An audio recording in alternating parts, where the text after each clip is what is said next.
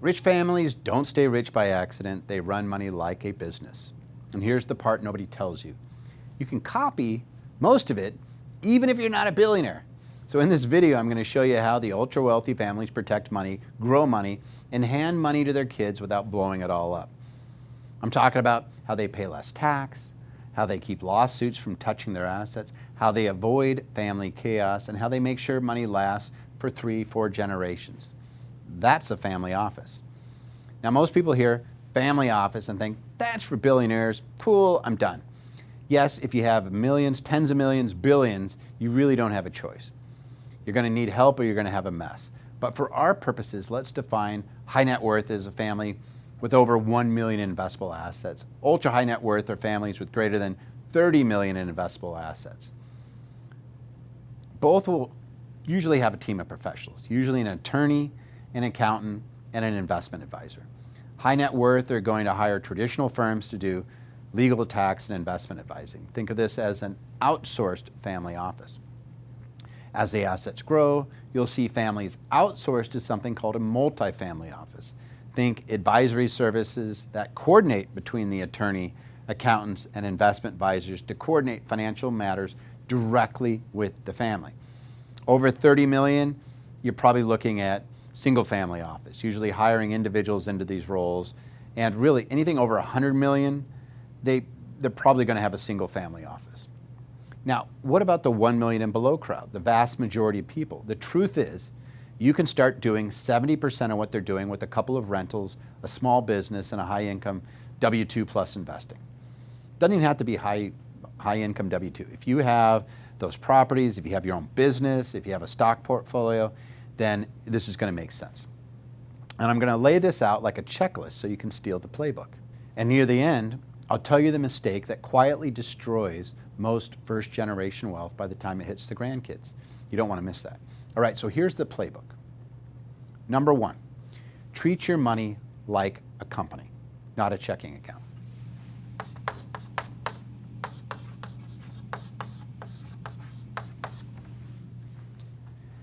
Here's how normal people think. I make money, I spend money, I save what is left. Here's how wealthy families think. Money belongs to the structure. The structure protects me. I control the structure. That's the difference. We're talking about layers. There's usually an operating company where income is earned and the risk lives. There's holding entities where assets are owned, and a trust plan that is built to outlive you. Think living trust. The point is, your personal name isn't stamped on everything because lawsuits are real. If your personal name is on a rental or something bad happens at that rental, the plaintiff's lawyer isn't just going after the property. They're going after your bank accounts, your wages, anything else they connect. But I have insurance. Good, you should. But insurance pays claims. It doesn't build walls. Wealthy families don't rely on please don't sue me. They assume they're going to get sued at some point, and they build containment before the drama happens. Here's the simple test. If something goes wrong in one place of your investments, what else can it reach? If you don't know the answer, that's the first sign you're not running a family office, you're running a pile. Because when people say, I want asset protection, what they really need is a risk map. What's exposed, what's isolated, what's commingled, and what's the clean path forward. At Anderson, we do a risk reduction analysis with anybody who comes through our door. So if you want a second set of eyes on your structure, especially if you own real estate or business, book a free consult. I'm going to put a link in the show notes. We'll help see where you're strong and where you're accidentally exposed. The wealthy hire lawyers to do this and spend a ton of money making sure it's done right. And for a reason. It's valuable. But there's no reason everybody cannot do the same sort of planning without paying crazy fees. In this case, I'm going to give it to you. We just have to learn the basics so we can use professionals correctly instead of being used by professionals. You'll see. Number 2, run it like a business.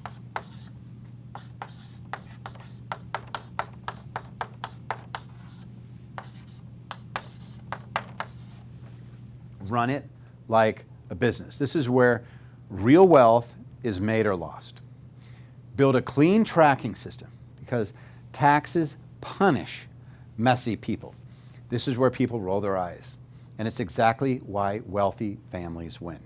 Family offices track money like a business, not because it's fun, but because messy tracking leads to missed deductions, bad decisions, and expensive taxes. And if you own rentals or a business, tracking isn't an option anyway. It's legally required. You need clean records. So think bookkeeping for deductions, depreciation. Is it a repair or an improvement? Do I have mileage deductions? What about my contractor payments? Did I do my 1099? Am I compliant? Is my entity compliant? Am I maintaining things right? Do I have record keeping?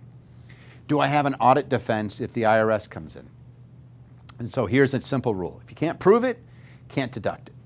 So when I say tracking, I'm not talking about some crazy fancy dashboard that you see out there used in a lot of these family offices. I mean a system that answers what came in, what went out, what category it belongs to, which property or business it belongs to, and if your system is one of, hey, I have a checking account and I kind of know what these things are, you're not saving time. You're literally buying future pain. And yes, this is exactly why bookkeeping matters. Not because bookkeeping is sexy. It's not. But because bookkeeping makes tax strategy possible. Number 3. I'm going to call this your team. We already know what that team is, but you want to build your mini family office team. A real family office is always going to have a tax strategist. They're going to have an accountant for legal and entity structuring. They're going to have somebody that does investments with them.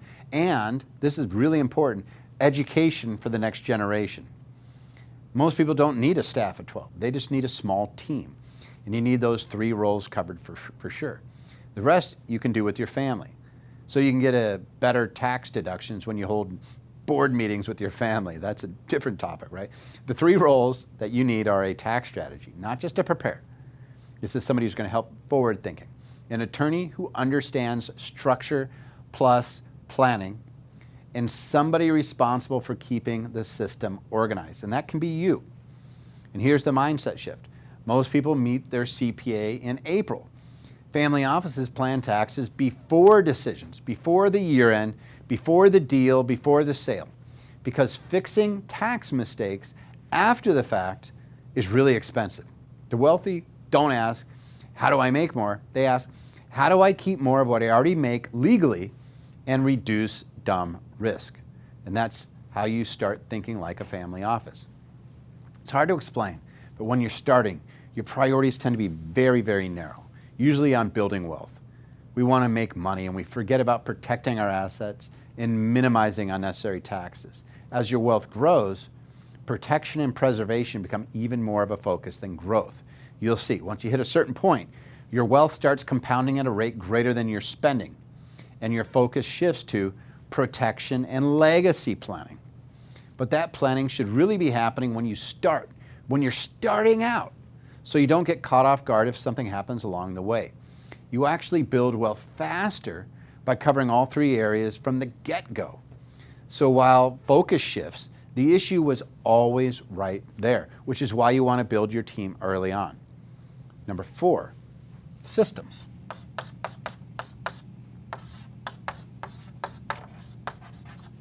Show me somebody wealthy, I'll show you somebody that has a system, even if it's a basic system. You want to create a system, though, that survives you. And this is the family office move that has nothing to do with investing and everything to do with staying wealthy.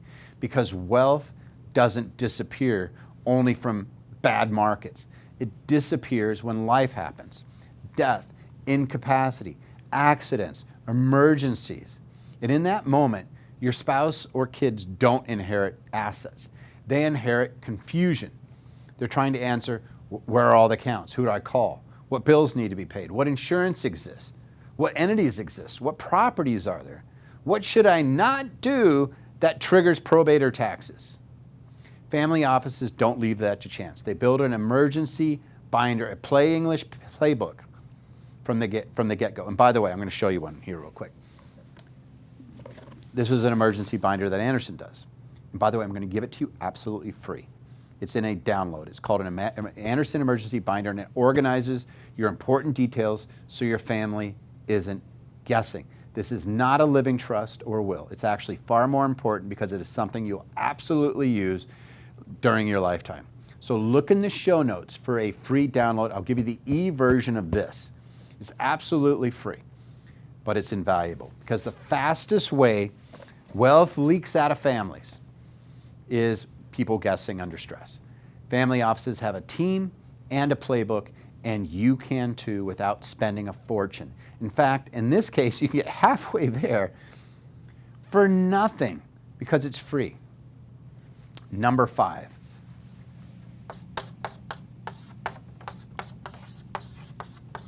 Teach. Teach your kids. Teach your kids like they're inheriting responsibility, not just wealth. Most parents, I get it, they don't want their kids to vote on financial decisions while the parents are alive. It's totally normal. But you do want your kids to be capable because someday, even if they never run the show, they're going to have to handle things. So they're going to have to talk to banks. They're going to have to eventually talk to attorneys. They're going to have to understand taxes at a basic level. They're going to have to deal with property managers at some point and not get ripped off by confident idiots out there trying to sell them everything. Rich families don't hide the money and then dump it on the kids later. They train their kids. And here's a simple version that you can do. Once a quarter, bring your kids into a money conversation, if it's age appropriate for sure. Show them one real thing, like maybe a P&L, rental. Yeah, grab my rental P&L and balance sheet. Maybe go over a simple budget or a system that works for you, or explain how a mortgage works, or go over what insurance does and doesn't do. Try tracking matters for taxes, like go over how you track and why it's important. And then maybe give them one responsibility, not decision-making responsibility, but maybe have them track one property's expenses. Maybe they upload receipts. Maybe they help categorize transactions. Maybe they sit in a meeting and take notes. By the way, all this can get you some tax benefits. If your kids are under 18, you could be paying them for this and putting it straight into a Roth and make them a millionaire anyway. All that stuff's cool. I'll leave a couple links to some videos at the end, but one of those is making your kids into millionaires. I love that. And this is the reason why we do this, because money without context, it gets lit on fire, guys. Training will help prevent that. I've seen it way too often, then the stats back this up. You leave money to somebody who's not prepared for it, it's not going to last very long. Now, the real problem, the quiet killer. The big problem is not the IRS. It's not lawsuits. It's not even market crashes. The big problem is this. Most first-generation wealth is gone by the time it hits the grandkids. Stats-wise, it's dismal. It's 80%'s gone. It's usually not because the family was stupid either. It's because they built assets, but they didn't build systems. There's no structure, no tracking, no planning, no emergency instructions, no training, everything we just went over here. They're missing. So when life happens, the family does the easiest thing. What do you think they do? I don't know what to do with it. They sell it, they split it, they move on. That's how wealth dies. You don't need $1 billion to build a family office. Anybody can do it. At Anderson, we work with literally tens of thousands of investors to make sure they have their family office playbook. You need to stop acting like your finances are random. They're not. They will react positively to an appropriate system. Show me a rich person, I'll show you a system. So here's the cheat sheet. Do these 5 things. Number 1, put assets into a structure that isolates risk so one occurrence doesn't cost you everything. Number 2, build clean tracking so tax strategy is even possible. That means have good books. Number 3, create a small team that plans before major decisions. Whoever, like it could be your attorney, accountant, it could be a group of confidants, and actually discuss it. Number 4, build an emergency binder so your family is not guessing. Again, I'm just going to free in the show notes, download it, actually complete it. It's not short, you're going to see. It has everything that you need so your family isn't caught off guard. Number 5, train the next generation to be capable, not clueless. And that's the family office playbook. Rich families don't guess, they structure. They protect assets in layers so one lawsuit doesn't nuke the plan. They track money cleanly so the taxes don't come out and punish them. They plan before the year end, not after the fact. They leave instructions so their family doesn't panic. And they train the next generation so wealth doesn't evaporate. If you need help applying this to your specific situation, what should be separated, what's exposed, what a clean structure looks like, and what tax moves actually make sense, that's what we do in a strategy session, and it's free. So the emergency binder is free. Both are in the show notes. Now, by the way, a bunch of you guys out there are really smart, and I know. Did I miss anything that you think should be included? Put it in the comments. Just treat it like everybody's going to read it. I'd like to know, but I think everybody benefits. In the meantime, guys, please like and subscribe. It really helps the channel. Share this with anybody you know who could benefit from this content. And I mentioned this earlier, but I'll put a couple additional video links for you to follow if you like this sort of content. Best of luck.